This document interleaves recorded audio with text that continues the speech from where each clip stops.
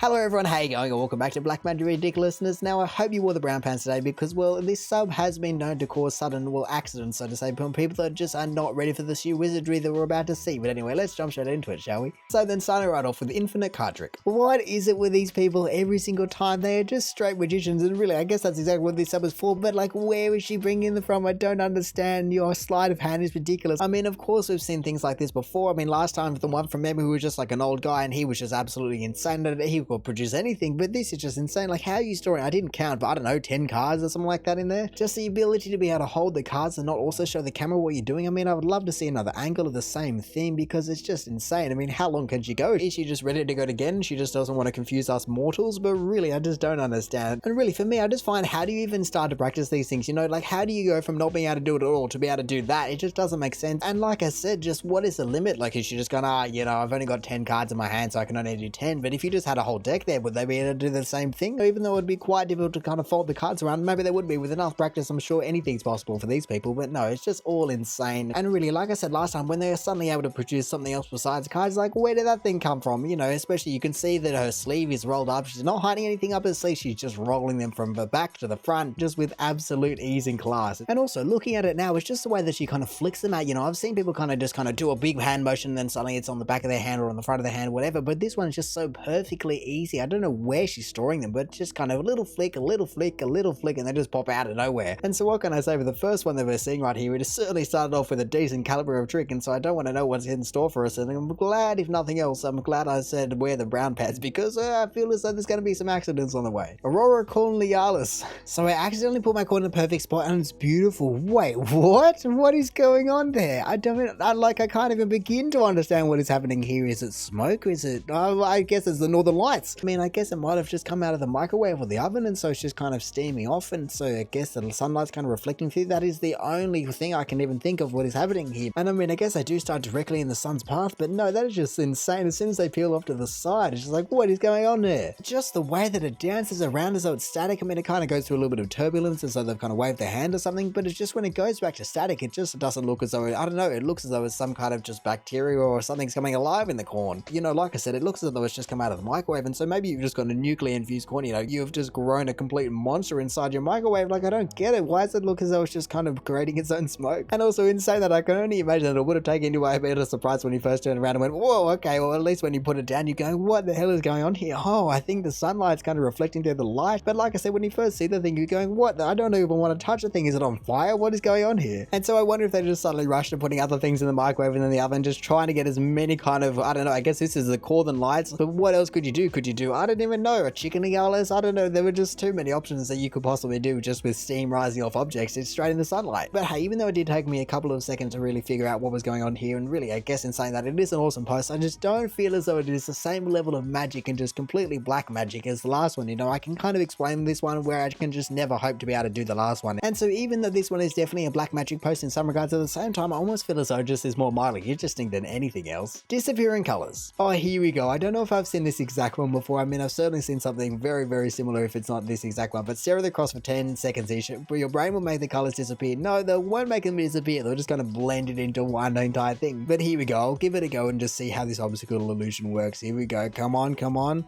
Oh, there it goes. It's just turned grey. Thank you very much. Oh, I'm blinking back into reality. But no, what can I say? I can definitely agree that it's kind of crazy. I mean, that's just generally an optical illusion for you. No, they are all pretty crazy when you think about it. You go, your brain is actually quite dumb or very trickable if nothing else. I mean, I must admit that I did not know it was called the Troxler effect, which is cool to know. I guess another clue on how our minds filter reality. But no, it is just kind of crazy how your brain goes, oh, it's kind of all in the same circumstance, you know, just kind of shove them all together. It just overloads all the senses and then it goes, it's all the same. I mean, I have always wondered with anything like this, is it the exact pattern? Like, how do they actually create this pattern? But is it that exact pattern that works? I can only imagine that it probably wouldn't be that exact pattern, but hey, you never know. Sometimes your brains are just very particular about some things and very just, I don't know, general with other things. But no, like I said, just how do you even go about creating something like that or doing enough research to be able to create something like that in the first place? Or hey, maybe something like this is just completely accidental, whether we're just doing it by painting or in photoshopping it, just kind of messing around with blurs and everything. You go, hang on a second, I've been staring at this. I kind of blanked out for a second. I can't see anything. You know, for a second that they were getting a little bit worried because they thought that they were going colorblind time, but no, it's just your brain playing tricks on you. And let me know if it's just me, but I always feel as though there's a little bit of deja vu with this photo right here. I mean, I don't know if it's some kind of background radiation look, or if it's just a rainbow paddle pop, or what it is, but either way, there's certainly kind of something going on there that I just go,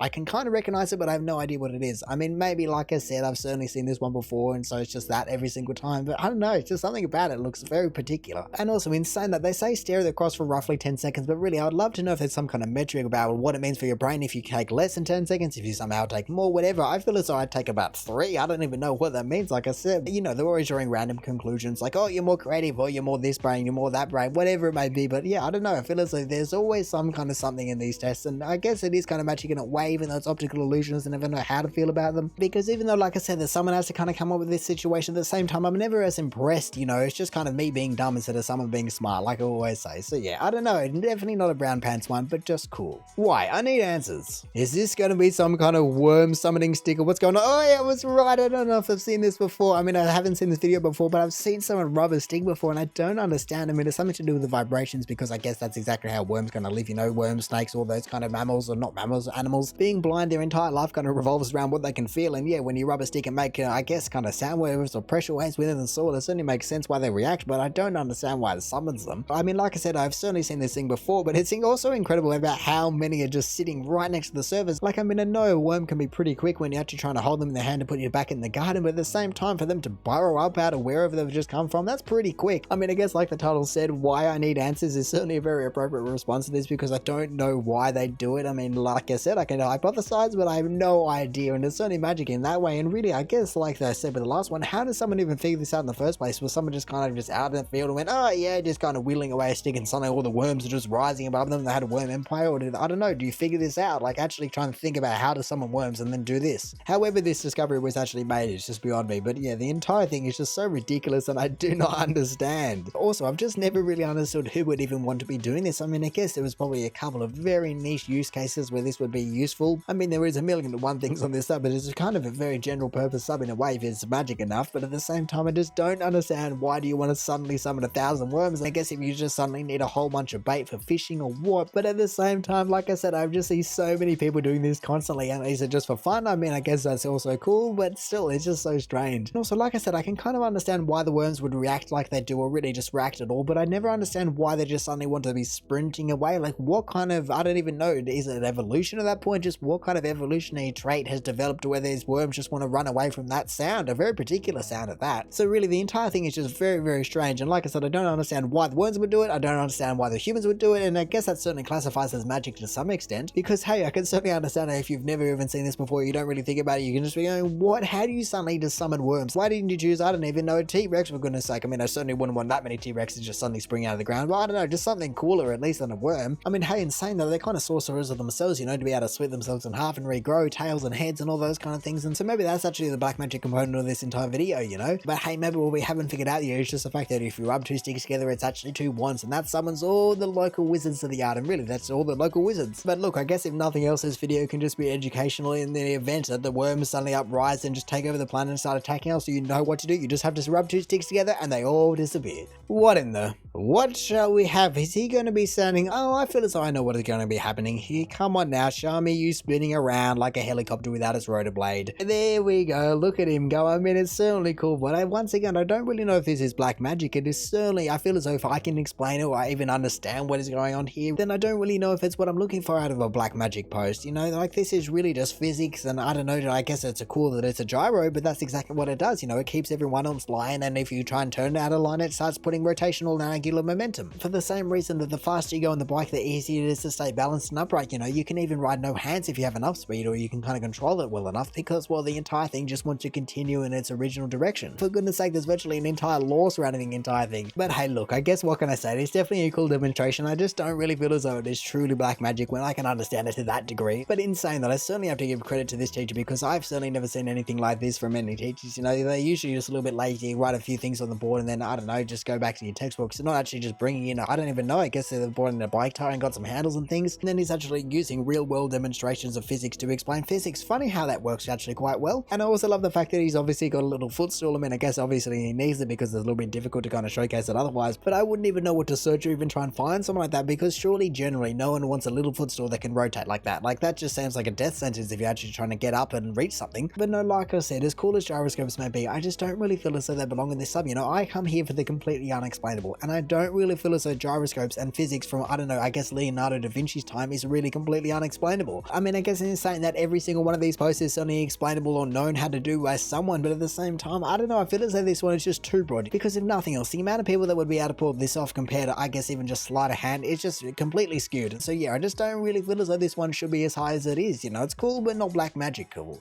Just no. Oh, I'm liking what I'm seeing. I guess, is this some kind of inverted frame rate? Hang on a second. Wait, what? That is just insane. Where is all that water going? Is there some kind of wind? Are we seeing a video in reverse? What is going on here? That is just ridiculous. But where is it going, or where's it coming from? Surely it just can't continually pull up forever. You know, surely there's a source of water that is constantly streaming down, and so it's just going to overflow whatever is stopping that water, whether it's frame rate or wind. Or really, I feel as though if movies and TV shows and animes have taught me anything, that is probably just something just, I don't even know. They've just discovered their powers and they're testing the limits of them. You know, they're going through a major changing point in their life, and this is how they're training for the next big fight. And look, to be honest, I can't blame them one bit. If they were able to control a waterfall, I certainly feel as though you're pretty powerful at that point. But no, this is just an insane video. I have never seen anything like it. Like I said though, I would love to know where that water has come from, because surely it will eventually just pull up and where the wind just can't support it anymore. Or is it just going to continually span out and just fan out until it covers the entire hillside? Maybe as well. Because even though it is obviously being turned into a fine mist, that is a lot of water. Like, I don't even know how much water that is, because it's a little bit difficult to get a sense of scale in this entire thing. But I feel as though it'd be fairly fair to say that it's going to be tons of water that it's just pushing around. Now I'm just thinking about the person that is filming this, or really just how are they filming this and not just being blown off the side of the cliff? Like, that must be so windy. I mean, I guess the updraft is going to be a little bit different in terms of the sideways wind, but at the same time, like, really? Surely if the wind is able to hold up tons and tons of water, it's going to have no problem knocking you over. And so in saying that, also, it just makes me wonder, how the hell do rock climbers plan it, or even just manage it in terms of when they do these massive climbs? Like, how did Alex Honnold plan or even just manage the amount of wind that possibly could have come up and just kind of blown him? I guess it actually probably would have helped him, because you're just going to get blown up the entire side of the cliff face. But no, the entire thing is just insane. But no, what can I say? This kind of post is definitely more along the lines of what I come here for. I mean, I guess in a way it's a little bit hypocritical, because the last one was physics and this one's physics, but at the same time, the last one was a little bit more basic and just kind of, I don't know, this one is definitely just more nuanced than the last one. Or if nothing else, just a hell of a lot cooler. Like I said, who would not want to experience waterbending? And that's basically what's happening here, you know, even though nature's doing it and you're not doing it at the same time. And it's definitely a little bit more black magic ridiculousness than a little bit of a turning angular stick can head. Now, hang on a second, I don't even know what I'm looking at here, but I guess it makes sense in terms of the title, because I wouldn't even know what to title this either. This guy's skin literally sucks. What the hell? That is just crazy. Look at him just putting everything all over. How does that work? Jamie known as Canhead. Well, I guess that explains the title, but no, he's born with a genetic condition. Whoa, that's crazy. What the hell is the body doing to do that? That is just ridiculous. Like, the fact that it's not just empty jars and empty cans. No, it's like it's heavy things. For goodness sake, you can even hold phones and jars of nuts and everything. That is just ridiculous. Up until now, I've been able to give my hypothesis on these things, but not this one. This one is just ridiculous. I mean, I guess that's what happens when you're one of 4 people in the world, but no, that is just insane. What is actually going on here? It's like Magneto, but it can control anything, or really just not from distance. Like, it has to be connected to him. And also, I love the fact that he said that he discovered it when he was 7, like, where you just kind of waking up one day and went, oh my goodness, there's nothing's falling off me. Why do I constantly just have rubbish just sticking to me? And then you went, oh, I'm one of 4 people in the world. I mean, I guess I'll take it out of any superpower. I'll take a superpower. But no, the fact that he can even move things around, like, it's not even though he goes, oh, and then just kind of suctions on, and then once they pop off, they pop off. No, he can literally just slide things around his skin. Like, is he just constantly got a vacuum seal going onto his skin? How is it actually happening? And hey, to be honest, I cannot blame people for thinking that he's just kind of cheating in terms of, oh, you know, you glued it onto your head, you magnetize it onto your head, you've got something implanted that you stick on. Nope, it's just a rare blood type. It is as simple as that. And even the fact that he can control it to the point where he goes, okay, I'm just going to pop it off like right now and control that little bit. Like, how do you have that much dexterity over your skin to be able to control all of those little portions? That's insane. Honestly, I can't imagine what life is like for this guy, because, well, he certainly doesn't need a bag anywhere he goes. He probably just kind of just sticks things to his body all the time. I mean, I guess in saying that, he would certainly be a hell of a bank robber, because he could just walk into the bank and just walk out with the money, literally no bag, no nothing. It would just be stuck to him and goes, I'm not trying to do anything, it just won't leave me alone. But no, like I said, even though he clearly seems to know what is going on with his body, and that's great, I certainly have no idea how that is working. Like, how is he just kind of sticking things? Like I said, is there some kind of vacuum pump system within his skin. Just what is going on there? And so in saying that, there is certainly no other way to describe this besides black magic. Is it just the fact that he can hold onto things without holding onto things? I've never even heard of anything like this, let alone seen a video of a guy just proving he can do it. Like, that is just ridiculous. Like I said, the weight of some of these objects as well, it's not like he's just doing feathers and things. No, he's doing a liter of water. And also, it has got me thinking, he said that he's one of 4 people in the world, but don't you have to inherit your blood type and everything about your blood from one of your parents? So does that mean one of his parents has got it? Or I guess it could just be some kind of genetic mutation in that regard, but that is just insane. Like, why can the body be able to do that? Really, this is just the closest thing to mutant powers I've ever seen. So look, I guess just props to this guy for using his ability, his mutant superpowers, if you will. It really is an incredible thing to be able to do, and I'm sure there's a whole bundle of magicians out there that just wish that they were born with the same thing that he has, because just imagine the amount of magic tricks that you could do if you just had a little bit of a superpower. You know, people are able to do that without superpowers, and so imagine if you did have one. Magic tricks would just be taken to an entirely different level like this guy can, and so yeah, just well done to this guy, and this is what I come here for. And so now finally, for the top of the one for black magic, we have this top trick. What kind of wizardry are we going to have to be able to beat the last one? This just must be insane. Of course, there's some just absolutely old master guy. Look at him. Where is it going to be? Where is it going to be?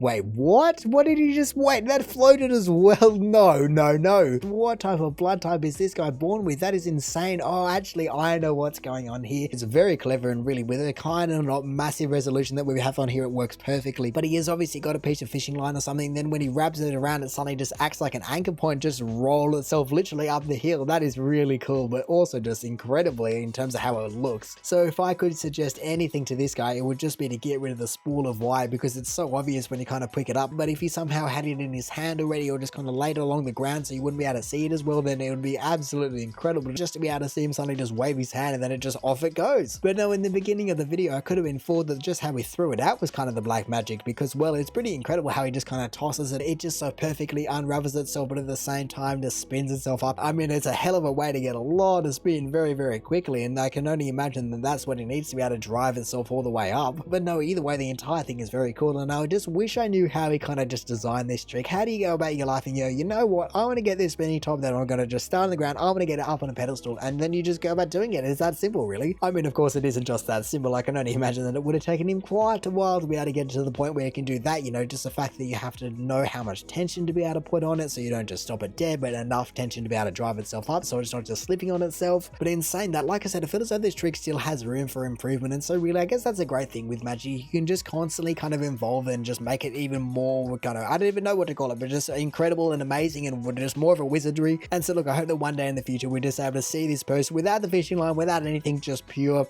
magic. Because if he was able to pull that one off, there is no doubt in my mind that he'll be able to get top of the month, for really just top of all time of black magic. But anyway, in saying that, that is going to do it for the top of the month for black magic. So thank you for watching. If you did enjoy the video, feel free to do the YouTube algorithmic things down below and let me know if you had a favorite post out of any of these. Other than that, we check out awesome posts all over Reddit, so make sure you check some of the other videos out now. Or hey, maybe even just want to consider subscribing so that you don't miss another one of these in the future. But all in all, have a good one and see ya.